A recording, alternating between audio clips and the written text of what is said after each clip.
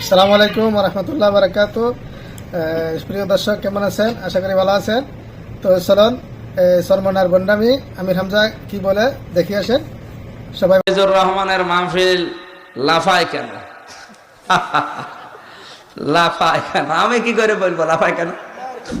এই যে লাফালাফি, এগুলো কোনো ইসলাম না, এগুলো মানুষ বানিয়েছে।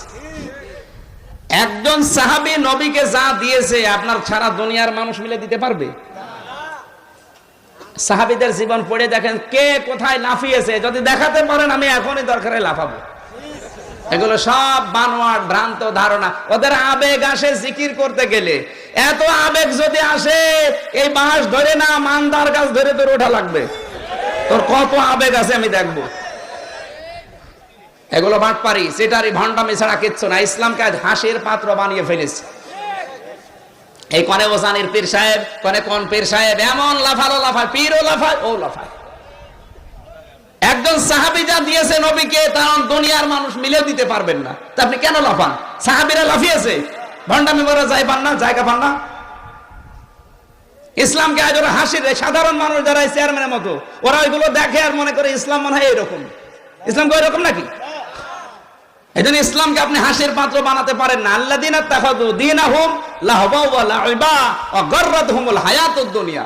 কোরআনে কারিমে আল্লাহ বলেন যারা ইসলামকে হাসির পাত্র বানিয়েছে দুনিয়ায়, খেল তামাশার এই জীবনে, আল্লাযীনা তাখাযু দীনাহুম, যারা তাদের দ্বীনকে ইসলামকে লাইবা ওয়া লাহওয়া, হাসি তামাশা খেল তামাশার মতো মনে করে, এরকম যারা দৃশ্য করে আমি আল্লাহ তাদের দুনিয়ার জীবনে ধোঁকায় ফেলে রেখেছি। সুতরাং আপনি এরকম কিছু করবেন না যেন ইসলাম নিয়ে মানুষ আজে বাজে ধারণা করে। মির্জা ফখরুল ইসলাম আলমগীর, ওবায়দুল কাদের, জেনারেলের শিক্ষিত এদের সামনে যখন এই লাফালাফি একটা ভিডিও যায়, ওরা মনে করবে হুজুর মনে হয় যা করছে এটা ইসলাম। এটা কি ইসলাম নাকি?